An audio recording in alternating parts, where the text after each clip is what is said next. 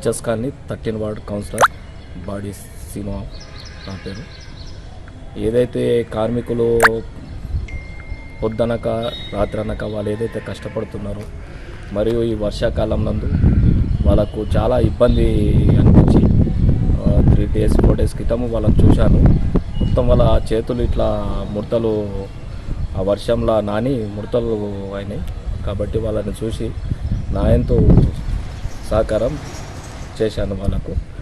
ఇంకొకటి ఏంటంటే ఇక్కడనే కాకుండా మొత్తం మున్సిపాలిటీ ప్రతి కార్మికులకు మున్సిపాలిటీ నుంచి వాళ్ళకి ఏదన్నా సాయం చేయగలరని నా యొక్క కోరిక.